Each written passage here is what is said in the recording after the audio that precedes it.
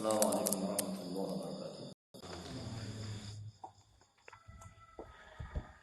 Alhamdulillah nahmaduhu wa nasta'inuhu wa nastahdihi wa nastaghfiruh wa natubu ilaihi wa na'udzu billahi min syururi anfusina wa min sayyiati a'malina man yahdihillahu fala mudilla lahu wa man yudlil fala hadiya lahu.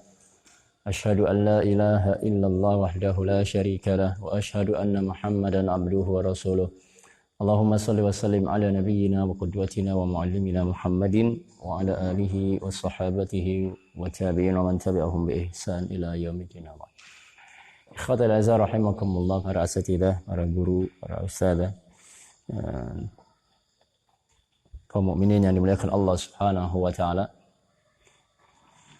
Insyaallah pada pagi hari ini kita melanjutkan kajian kitab Ar-Rasulul Muallim. Pada hal berikutnya yang perlu kemudian kita berikan perhatian dalam ta'lim kita, ya, dalam pengajaran kita kepada anak-anak didik kita, yaitu isda'u nasihati al-muta'allim, isda'u nasiha lil muta'allim. Artinya kita menyampaikan, memberikan nasihat tentunya kepada anak didik kita, ya, kepada murid kita, kepada muta'allim. Ikhwatidzar rahimakumullah, kita tahu bahwa al-muallim selain dia memberikan, mentransfer ilmu, menyampaikan ilmu yang ada padanya kepada anak-anak didiknya, ya, dengan memberikan pengetahuan kepada mereka, menyampaikan pengetahuan kepada mereka. Namun yang juga banyak atau kadang terjadi di sebagian para guru bahwa hanya sebatas mentransfer ilmu saja, gitu kan? Kalau sudah ditransfer ilmunya, apa ilmu yang disampaikan, kewajiban untuk menyampaikan ilmu yang dia miliki sesuai dengan tuntutan daripada pengajarannya, kemudian sudah disampaikan kepada para muridnya, murid sudah paham apa yang disampaikan, selesai, gitu. Nah, sebetulnya ikhwatidzar rahimakumullah tidaklah sampai di situ saja, ya, tidak hanya sebatas ilmu setelah disampaikan lalu selesai kewajiban seorang guru terhadap para muridnya, tidak, gitu kan? Nah, betapa banyak ilmu-ilmu yang dimiliki oleh seseorang tidak banyak bermanfaat. Dalam artian apa? Ilmu yang dimiliki tidak memberikan sebuah perubahan kepada dirinya, tidak bisa merubah orang lain. Kadang juga ilmunya dengan amal apa yang dilakukan oleh orang tersebut jauh antara seperti satu bukit dengan bukit yang lainnya. Nah, makanya ikhwati rahimakumullah, al-muallim dia juga al-muwajjih, ya. Muallim dia juga muwajjih, ya. Selain dia mentransfer ilmu kepada anak didiknya, maka dia juga berkewajiban untuk mengarahkan, ya, mengarahkan anak didiknya, gitu. Mengarahkan kepada jalan kebenarannya, mengarahkan kepada kebaikannya, mengarahkan kepada hal yang sesuai dengan artinya mengarahkan kepada kebaikan. Jadi dia bukan sebatas muallim selesai, tetapi dia juga muwajjih, ya, memberikan arahan-arahan, memberikan mau'izah kepadanya. Makanya dia juga sebagai seorang nasih, dia sebagai seorang, ya, pemberi nasihat, ya. Pemberi nasihat, ya. Pemberi nasihat adalah menginginkan suatu kebaikan dalam diri orang yang dinasihati, ya. Ada pada saat dia memberikan sebuah pengajarannya, pada saat dia mengarahkan anak didiknya kepada kebaikan atau kepada jalan yang baik, kepada kebenaran, maka pada saat yang sama dia juga sebagai seorang nasih, dia sebagai seorang pemberi nasihat, ya. Kemudian hal yang juga tidak hilang atau tidak bisa dilepaskan daripada seorang muallim, dia sebagai seorang murabbi, ya, dia sebagai seorang murabbi. Ada seorang murabbi, orang yang merawatnya, ya. Tidak selesai setelah dia memberikan ilmu, mengarahkan, gitu kan, ini loh jalan yang baiknya, ini loh sesuai dengan akhlak yang mulianya, gitu kan, ini hal-hal yang tidak baik jangan kau lakukan, ini yang baik kau lakukan, ini yang haram kau tinggalkan, ini yang halal kau lakukan, ya. Setelah diarahkan, ditauji, ya, kemudian dia lakukan, anak muridnya barangkali apa yang kita arahkan tadi, ilmu yang kita sampaikan dilakukan, lalu selesai, gitu, tidak, ya. Tapi bagaimana kita kemudian merawatnya, ya, merawat, nah, itu yang tidak mudah, gitu kan. Kenapa? Karena manusia, ya, secara umum lah manusia, ya, tidak, ya, banyak yang tidak istiqomah, begitu kan? Tidak istiqomah, ya. Artinya bisa saja dia mengalami perubahan Bisa saja dia mengalami perubahan. Mungkin hari ini dia melakukan perbuatan yang kita inginkan, tapi bisa jadi mungkin setahun atau mungkin beberapa saat setelah itu dia nggak melakukan lagi. Ada kan ini perlu perawatan, begitu kan? Perlu perawatan. Nah, sebagaimana tanaman kan perlu dirawat supaya dia subur. Tidak setelah ditanam selesai, kan begitu. Ya, perlu dirawat, perlu disirami, perlu kemudian dilihat pengaturan cahayanya dan sebagainya. Sehingga tanaman yang sudah kita tanam itu betul-betul tumbuh, ya, dan pada akhirnya dia akan bermanfaat buat manusia sekitarnya, kan begitu. Nah, jadi seorang muallim, dia sebagai seorang muwajjih, dia mengarahkan, kemudian dia juga sebagai seorang nasih, ya, dia orang yang memberikan nasihatnya, gitu kan. Kemudian yang tidak kalah penting bahwa dia sebagai seorang murabbi, orang yang harus merawat semua yang disampaikan, arahan, ya, atau yang kebaikan yang sudah ada pada diri anak-anak didiknya. Nah, ini ikhwati alizah rahimakumullah. Nasihat ini tentunya kita tahu bahwa dia adalah matlabun syar'i, dia adalah tuntutan, ya, syar'i sesuai din ini, ya. Bukan sebatas sebelum kita melihat bahwa nasihat sebagai sebuah matlabun tarbawi, ya, dia adalah matlabun syar'i. Bahwasanya nasihat ini, ya, bukan hanya sebatas memang tuntutan pendidikan, gitu kan? Karena seorang guru memang harus memberikan nasihat kepada anak-anak didiknya. Tapi jauh sebelum itu, bahwa nasihat inilah tuntutan syariat. Ya, dia adalah sebuah tuntutan syariat. Karena itulah maka Rasul mengatakan ad-dinu an-nasihat. Ya kan? Agama itu nasihat. Ya. Liman qala lillah wa li kitabihi wa li rasulihi wa li a'immatil muslimin wa ammatihim. Bahwa nasihat itu, ya kan, buat Allah, Rasul, kitabnya, para pemimpin kaum muslimin, dan juga orang-orang awam dari mereka, ya, orang-orang awam dari mereka. Nah, termasuk wa ammatihim ini, ya, anak-anak didik kita, ya, termasuk murid-murid kita, termasuk orang-orang yang awam terhadap ilmu yang sekitar kita. Gitu. Siapa saja mungkin yang awam yang tidak paham kan ilmu, yang kita mengetahui ilmu tersebut, ya harus kita sampaikan, gitu, kepada orang-orang yang awam di sekitar kita. Nah, ini ikhwati rahimakumullah. Dan kalau kita lihat bahwa, ya, nasihat ini atau memberikan nasihat, nasih ini, ya, adalah sifat yang melekat dalam diri para rasul. Gitu. Kenapa? Kita bisa lihat di dalam firman-firman Allah Subhanahu wa taala. Ya, bagaimana Nabi Nuh alaihissalam mengatakan, "Uballighukum risalati rabbi wa ansahu lakum." Wa ansahu lakum. Wa ansahu lakum, aku berikan nasihat kepada kalian semua. Nuh alaihissalam, Anda bisa lihat di dalam surah Al-A'raf, semuanya dirangkum oleh Allah Subhanahu wa taala di akhir juz. Ya, di mana Nuh mengatakan wa ansahu lakum. Kemudian Nabi Hud mengatakan ana nasihun amin. Wa ana nasihun amin. Ya, kata Nabi Hud bahwa aku ini pemberi nasihat yang amanah. Ya, kenapa? Karena tidak ada yang disembunyikan yang Allah perintahkan untuk disampaikan kepada umatnya, dia sembunyikan, tidak. Tapi amanah menyampaikan risalah, amanah menyampaikan perintah Allah Subhanahu wa taala kepada kaumnya, gitu kan? Wa ana lakum nasihul amin. Ya, wa ana lakum nasihun amin. Ya, seorang pemberi nasihat, dia juga seorang yang amanah, gitu kan? Amanah untuk menyampaikan apa yang dia ketahui kepada orang-orang yang belum diketahui. Nah, ikhwan rahimakumullah. Kemudian bagaimana Nabi Saleh alaihissalam mengatakan juga dalam firman Allah Subhanahu wa taala disebutkan, wa nasahtu lakum walakin la tuhibbuna an-nasihin. Wa nasahtu lakum walakin la tuhibbuna an-nasihin.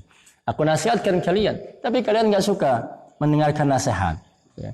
Hari ini ini realita, ya kan, di kebanyakan, ya, ada di setiap zaman, realita di setiap zaman.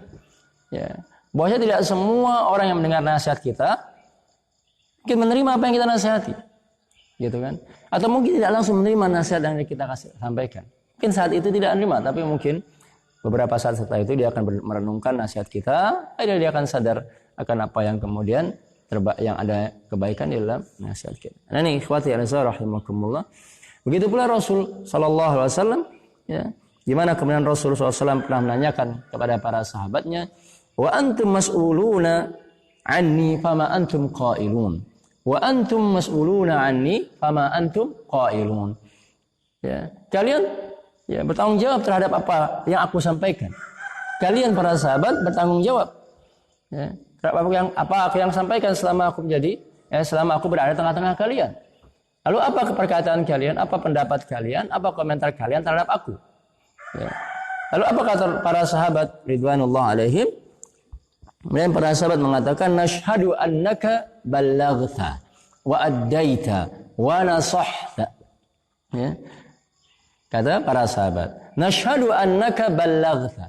Para sahabat mengatakan, kami telah bersaksi ya Rasulullah bahwa engkau telah menyampaikan ballaghta, menyampaikan risalah, menyampaikan semua yang Allah ya amanahkan kepadamu, telah kami dapat semuanya. Maka para sahabat mengatakan, nashhadu annaka ballaghta wa addaita, dan engkau ya Rasulullah telah melakukan ya, menunaikan amanah ya, amanah risalah tersebut. Wa nasahta, dan kamu telah memberikan nasihat kepada kami. Jadi nasihat adalah ya, apa namanya, sifat ataupun perbuatan yang menempel, melekat dalam diri para rasul ya, salawatullah alaihi. Nah ini rahimakumullah. Kemudian di antara hal yang perlu diperhatikan ketika kita memberikan nasihat ya, atau adab ya, min adabi an-nasihah ya. Karena kadang-kadang nasihat kita, kadang-kadang tausiah kita, kadang-kadang taujih kita, kadang-kadang teguran kita itu enggak didengar oleh orang yang apa namanya mendapatkan nasihat. Ya. Kadang juga orang yang mendapatkan nasihat dari kita tahu, sadar bahwasanya apa yang dikatakan oleh kita ini benar, bahwasanya dalam dirinya ada kesalahan, benar apa yang dikatakan kita dalam nasihat tersebut.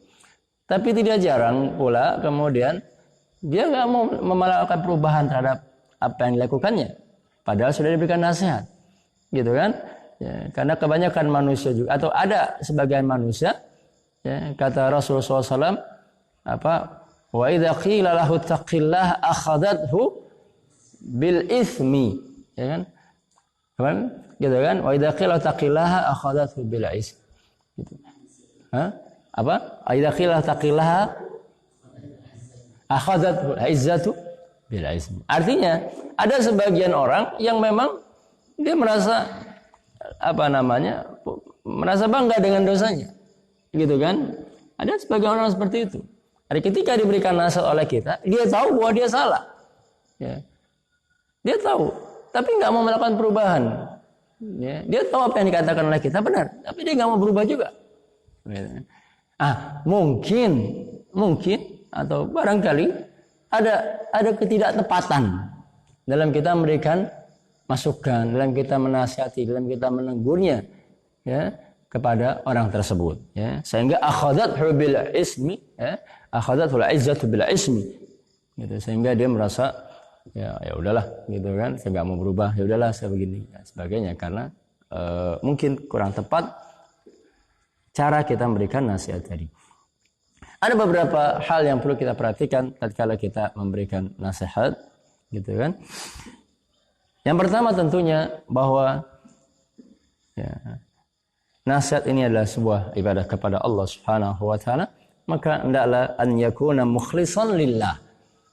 Yang pertama, nasihat yang kita sampaikan ini hendaklah ikhlas semata-mata karena Allah Subhanahu wa taala. Ikhlas karena Allah Subhanahu wa taala. Ada tidak kita mengharapkan nasihat yang kita sampaikan, taujih yang kita sampaikan, teguran yang kita lakukan, ya, tidak kita dalam rangka riya, tidak dalam rangka sum'ah, tidak dalam rangka untuk kemudian hanya kepentingan-kepentingan yang sifatnya duniawi, tidak. Tetapi ini sebagai sebuah kewajiban, gitu kan? Sebagai seorang yang mengetahui sebuah kesalahan untuk menegurnya. Sebagai sebuah kewajiban seorang yang ketika mengetahui maafan sebuah kemungkaran untuk menegurnya, ya, melarangnya, gitu kan? Artinya ini sebagai sebuah kewajiban sebagai seorang muslim. Sehingga jauh daripada itu semua, ini sebagai sebuah ibadah, maka dituntut untuk kemudian keikhlasan dalam kita memberikan nasihat tadi. Ya. Nah ini khazar rahimakumullah. Kemudian yang kedua, an yakuna aliman bima yansah. Artinya selain daripada keikhlasan dalam diri kita, maka hal yang dituntut juga kita tahu, gitu kan? Kita memiliki ilmu ya, memiliki ilmu terhadap apa yang kita nasihati tadi. Gitu kan? Kita memiliki ilmunya. Ada ketika kita tahu yang lakukan ini haram, ya kita perlu tahu dulu. Kita punya ilmu tentang itu haram dulu. Ya kan? Ketika kita pasti tahu ini haram, kita berarti punya ilmunya. Ini enggak boleh, berarti kita punya ilmunya. Gitu kan? Sehingga apa yang kita sampaikan alal ilmi. Apa yang kita sampaikan atas dasar ilmu. Gitu kan? Ketika anak murid kita barangkali ya berjalan berduaan. Begitu kan? Ya, bukan mahram di antara mereka, berjalan berduaan laki dan perempuan yang misalnya kemudian berkhalwat kemudian ya kan? Misalnya ya kita tahu ilmunya bahwa ini tidak boleh. Ya. Ini dilarang dalam Islam. Berduaan yang bukan mahram, begitu kan? Ada dan yang ketiganya syaitan. Kita punya ilmunya dulu. Setelah kita tahu ini sesuatu yang memang tidak diperbolehkan, dilarang, diharamkan dalam Islam, baru kita kemudian memberikan sebuah nasihat kepada anak didik kita. Ya. Kenapa? Karena an-nasiha hiya al-amru bil ma'ruf wan nahyu 'anil munkar. Karena nasihat ini amar ma'ruf nahi munkar. Ya kan? Nasihat ini ilmu. Ketika amar ma'ruf nahi munkar kita lakukan bukan atas dasar ilmu, khawatir nanti malah bukan maslahat yang muncul tetapi mudarat. Gitu kan? Ketika amar ma'ruf nahi munkar tidak atas dasar ilmu. Makanya Allah mengatakan ya ud'u ila sabili rabbika bil hikmati wal mau'izatil hasanah. Bil hikmah alal basirah. Bil hikmah ay lal basirah. Gitu kan? Ud'u ila sabili rabbika bil hikmah. Ajaklah mereka ke jalan Tuhanmu ya dakwah. Serulah mereka ke jalan Tuhanmu dengan hikmah. Dengan hikmah alal basirah, alih dengan pengetahuan. Kenapa? Karena dakwah tanpa ilmu ini akan berbahaya.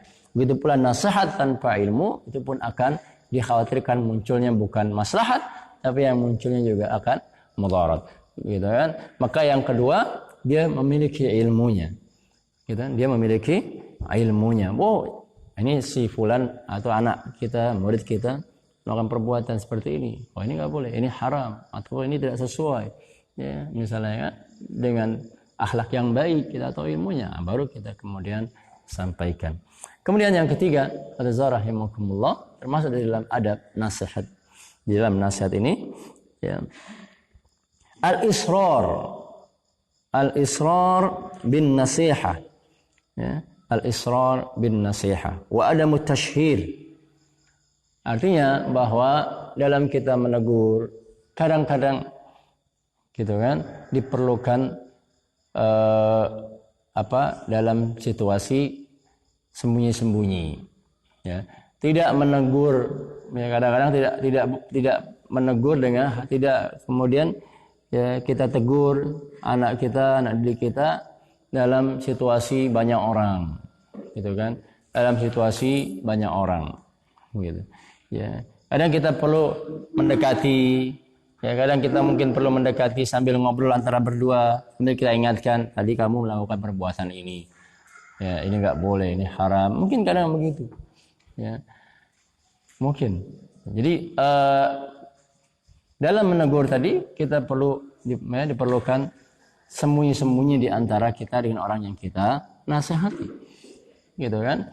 Nah, ini khazar rahimakumullah, Mis'ar bin Kidam mengatakan ya, rahimallahu man ahda ilayya uyubi ya fi sirrin baini wa bainahu. Semoga Allah Subhanahu wa taala, Mis'ar bin Kidam mengatakan, semoga Allah merahmati orang yang menunjukkan aibku.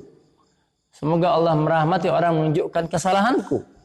Ya, dalam situasi sembunyi-sembunyi antara aku dengan dia saja.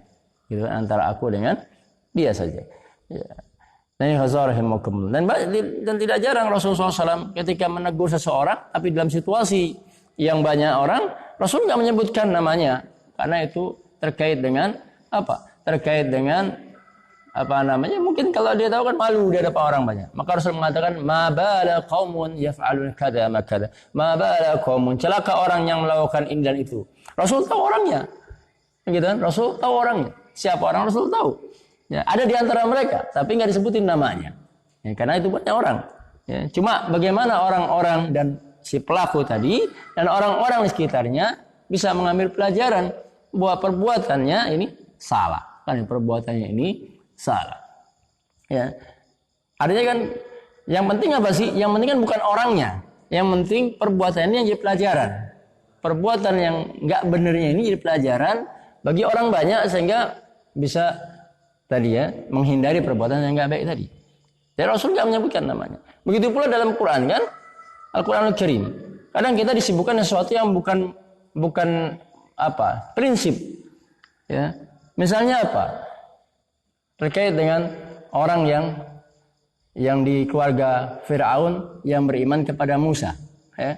Wa qala rajulun mu'minun min ali Fir'aun. Wa qala rajulun mu'minun min ali Fir'aun yaktumu imanahu. Kan begitu. Ada seorang laki-laki yang kemudian berada di dalam keluarga Fir'aun yang mengimani Musa lalu menyembunyikan keimanannya. Yang pentingnya apa? Sebetulnya misi yang pentingnya apa di situ? Yang pentingnya bahwa luar biasa ini orang di tengah-tengah di tengah keluarga yang besar yang tidak beriman pada Allah, ada orang yang beriman dan masih kemudian menegur, mengingatkan orang-orang sekitarnya untuk kemudian tidak serta-merta menolak dakwah Musa. Kan begitu. Ya. Dia berdakwah di situ. Di tengah-tengah keluarga Firaun, orang-orang sekitarnya yang masih musyrik. Tapi yang kemudian menjadi perhatian atau sebagai orang perhatian, ini namanya siapa ya? Ini namanya siapa ya? Ini kan nggak penting sebetulnya. Ya kan? Ini nggak penting. Seperti misalnya, apalagi misalnya kan di dalam ya kisah Ashabul Kahfi. Ya. Ashabul Kahfi. Kenapa? Allah kemudian hal yang nggak penting, yang kurang begitu penting, ya Allah tidak tegaskan. Ya, gimana kan salah satu ya Rabbihum kalbuhum khamsatun wa sadisum kalbuhum kan. Jadi Allah beri 3 atau 4 atau 5 kan. Ya, kadang-kadang siapa sih namanya siapa sih? Itu enggak penting. Yang penting ambil pelajarannya. Ini rahimakumullah. Jadi nasihat ya kita ya itu perlu kadang untuk kita sampaikan secara sembunyi, secara sir gitu ya. Kemudian yang keempat ya, adalah ar-rifqu. Ar-rifqu fi nushi wal bu'di anil unfi. Ya, artinya juga yang keempat, bagaimana dalam nasihat tadi kita ya bersifat lembut, tidak kasar, ya kan? Tidak keras, tidak kasar. Termasuk bagian yang perlu perhatikan dan ini termasuk sifat yang berikutnya. Sekalian ar-rifqu, gitu kan? Ar-rifqu bil muta'allim. Bersifat lembut, tidak kasar, tidak keras ya, terhadap anak didik kita. Termasuk dalamnya adalah di dalam menasihati mereka. Fabima rahmatin minallahi linta lahum walau kunta fadhan ghalidhal qalbi lam faddu min haulik. Kalaulah kita berlaku keras, kalaulah engkau ya Muhammad kasar sama ya para sahabatmu, kalaulah engkau berlaku kasar, keras terhadap mereka semua, tidak berbuat lin, ya, tidak berbuat lembut, mungkin mereka semua akan kabur. Mereka semua enggak akan terima dakwahmu. Mereka semua tidak akan mendengar apa yang kamu sampaikan kalau kamu bersifat keras, gitu kan? Fabima rahmatin minallahi linta lahum walau kunta fadhan ghalidhal qalbi lan faddu min haulik.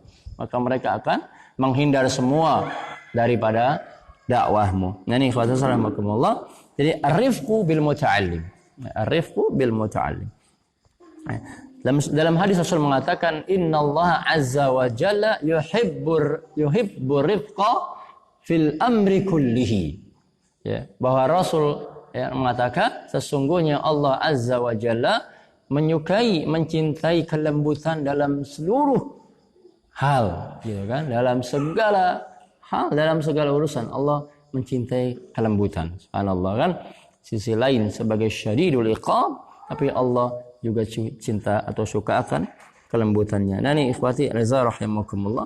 Nah di dalam kita berinteraksi dengan anak didik kita pun, maka kelembutan, gitu kan? Bagaimana kita juga kedepankan. Ya. Jadi tidak ketika anak murid kita melihat kita bawaannya takut duluan, gitu kan? Kenapa gua lah? Mungkin benar kasar, mungkin juga main tangan dan sebagainya, tidak, gitu kan? Tapi bagaimana kita mendahulukan kelembutan, ya, sehingga muncul mahabbah ya, dalam diri anak didik kita dikarenakan kelembutan yang kita lakukan dan kelembutan kita menyebabkan mereka akan berkumpul ya di sekitar kita, menyampaikan hal yang permasalahan daripada diri mereka, atau barangkali tidak meminta kepada kita solusinya. Nah, ikhwatul rahimakumullah, bagaimana kelembutan ini bisa kita lihat dalam diri Rasulullah sallallahu alaihi wasallam, gitu kan? Ya, kita tahu dalam sirah pernah ada satu ketika seorang Arab Badui, seorang Badui, ketika Rasulullah SAW sedang berkumpul dengan para sahabatnya di masjid, tiba-tiba ada seorang datang ke pojok masjid, kemudian kencing, kan begitu. Kemudian dia kencing di masjid. Para sahabat yang lihat seperti apa yang dilakukan oleh orang ya, tersebut kan marah langsung. Ya. Kemudian dia pengen bangun, bahkan pengen memukul ya, orang tersebut. Ya kan? Ini orang nggak tahu adab, ini orang nggak punya adab barangkali. Bagaimana masjid kemudian dikencingin? Tempat mereka sholat itu dikencingi oleh orang tersebut. Wajar kemudian muncul amarah di kalangan para sahabat yang sedang berkumpul dengan Rasulullah SAW. Ya. Tapi kemudian Rasulullah SAW ketika melihat itu, kata Rasul, dauh. Dia nggak usah masuk, biar aja. Hatta bala. Ya. Sampai selesai kencingnya. Udah jangan diganggu. Jangan kau kejar sampai selesai ya kencingnya dia. Ya, ini kan rifqnya Rasulullah SAW. Ini sifat lembutnya Rasul SAW. Ya kan. Setelah kemudian orang Badui tadi selesai hajatnya, Rasulullah SAW memerintahkan seorang sahabat di antara mereka, bawakan air. Ya, seember engkau siram saja sudah di tempat kencingnya orang tersebut. Betul kan? Ini kan luar biasa. Ya. Artinya Rasulullah SAW tidak marah saat dia kencing. Tidak kemudian membiarkan para sahabat mengejar orang tersebut. Kita bisa bayangin kalau lagi kencing kemudian dikejar para sahabat ya. Ya. Selesai belum dikejar-kejar. Waduh, itu akan kemana-mana tuh najisnya kan.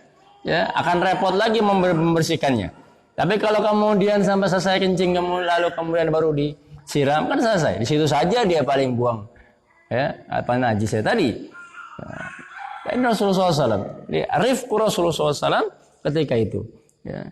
Dan setelah kemudian orang Arab Badui tadi memahami fikihnya di situ, memahami bagaimana perilaku Rasulullah SAW di situ, lalu kemudian apa yang dikatakan oleh Arab Badui tadi, dikatakan bahwa bi abi wa ummi falam yasub walam yu'annib walam yadrib. Gitu. Ini luar biasa, demi ayah dan ibuku Rasulullah SAW tidak sama sekali menghinaku, tidak mencercaku, tidak memukulku. Padahal di situ, ya kan? Coba kebanyakan di kita, ya masjid-masjid kunciin semua. Ya, kemudian ada orang gila, nah ini pun diusirin semua, gitu kan? Ada lah kuliah. Kemudian contoh yang berikutnya dari Aliza rahimakumullah. Muawiyah menceritakan, ya, Muawiyah bin Hakam As-Sulami, dia menceritakan suatu ketika aku sedang sholat bersama para sahabat dan Rasulullah Sallallahu Alaihi Wasallam. Ya, ketika sedang sholat, ada seorang dari kami, gitu ya, orang yang sholat ini bersin, gitu kan, dia bersin. Muawiyah ketika mendengar itu langsung mengatakan, yarhamukallah, lagi sholat tuh. Yarhamukallah. Ya. Para sahabat yang mendengar lagi sholat ngomong yarhamukallah. Para sahabat yang dengar ketika itu saling melihatin orang itu. Ya. Jadi ngeliatin ke Muawiyah. Ini orang sholat ngomong yarhamukallah. Ya. Lalu kemudian Muawiyah itu ngapain kamu lihat aku? Ngapain lihat aku? Jadi Muawiyah lagi sholat gitu kan. Akhirnya sahabat yang lain ada yang kemudian menepukkan tangannya di paha, gitu kan? Ini sholat jadi kacau kan gitu. Ya, tapi Rasulullah SAW tidak kemudian setelah sholat tidak Rasul marah-marahin. Ngapain kamu kayak gitu kan? Tidak. Rasul nggak marah-marah. Ya, Rasul nggak marah-marah. Tapi Rasulullah SAW mengatakan bahwa sholat itu apa? As-sholatu adzikr wa qiraatul Quran, gitu kan? Sholat itu adalah isinya zikir dan qiraah Quran. Membaca Quran. Jadi bukan kalian kayak tadi barusan kayak orang ngobrol gitu, mungkin begitu ya. Tapi Rasulullah SAW nggak marah ketika itu. Ya, tapi Rasul menegur, kemudian sholat itu isinya zikir dan baca Quran. Muawiyah setelah itu mengatakan, sungguh luar biasa, tidak ada selama hidupku aku temui seorang muallim yang seperti itu kelembutannya, begitu kan? Jadi dia nggak memarahi Muawiyah ketika itu. Dalam kisah yang lain Muawiyah ini memiliki budak, ya. Dalam kisah yang lain Muawiyah memiliki budak perempuan yang ditugaskan untuk menggembala kambingnya di gunung. Suatu ketika dia mendengar bahwasanya ada seekor serigala yang memakan satu kambingnya.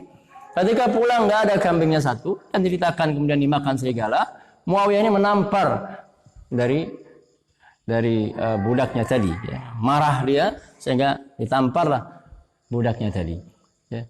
Tapi ada perasaan nggak enak di diri Muawiyah. Lalu diadukan ke Rasulullah SAW, dia menanyakan ke Rasulullah SAW, ya Rasulullah barusan gini dan sebagainya menceritakan. Setelah itu Rasulullah SAW dia mengatakan, ya Rasulullah apakah aku bebaskan budak ini? Artinya dia mencoba untuk memberikan sanksi sama dirinya, ya, karena dia merasa nggak tepat apa yang dilakukan dengan menampar budaknya tadi. Ya. Lalu Rasulullah SAW mengatakan, bawa budakmu kemari. Kata Rasulullah SAW, bawa budakmu kemari. Setelah kemudian dia hadirkan budak tadi oleh Muawiyah, Rasul menanyakan pada budak tadi, ya, siapa Tuhanmu? Allah. Siapa aku? Engkau Rasulullah. Bebaskanlah budak ini. Baru kemudian bebaskan. Jadi kita bisa lihat antara yang pertama dengan yang kedua. Rasulullah SAW, ya, terhadap yang pertama sikap Muawiyah tadi tidak memarahi. Kenapa? Karena Muawiyah pada saat itu tidak punya ilmunya. Tidak punya ilmunya. Nggak tahu ilmu sholatnya seperti itu. Gitu kan? Sehingga Rasul nggak memarahi. Tetapi pada kejadian yang kedua, ya, Muawiyah mengatakan ketika aku ceritakan tampak keberatan Rasulullah SAW kepada diriku. Tampak kelihatan Rasul nggak suka sama diriku ketika mendengar aku menampar. Mungkin begitu. Ya. Nah kemudian Rasulullah SAW ya, akhirnya meminta Muawiyah membebaskan budaknya. Ada dua sikap Rasul berbeda. Sikap pertama Rasul terhadap Muawiyah dalam sholat tadi adalah ketika itu Rasul lembut dikarenakan Muawiyah belum tahu ilmunya. Yang kedua tadi adalah dikarenakan Muawiyah sudah berinteraksi dengan kaum muslimin yang lain, ya, sudah banyak mendapatkan ilmu dari Rasulullah SAW, dia sudah berilmu, maka Rasul menyatakan untuk membebaskan budaknya. Gitu kan, dan Rasul tampak kurang suka dengan perilaku dari Muawiyah, berbeda di situ. Artinya bahwa lebih diutamakan sifat lembut kita terhadap orang yang memang dia tidak tahu akan ilmunya dari apa yang dilakukannya. Wallahu alam. Ini khalisah rahimakumullah. Mungkin dua hal yang perlu kita perhatikan kembali. Yang pertama, ya, nasihati ya, anak didik kita, memberikan nasihat. Yang kedua adalah bagaimana kita memiliki kelembutan ya, terhadap anak didik kita. Wallahu alam. Subhanakallahumma bihamdik asyhadu an la ilaha illa anta astaghfiruka wa atubu ilaik. Assalamualaikum warahmatullahi wabarakatuh.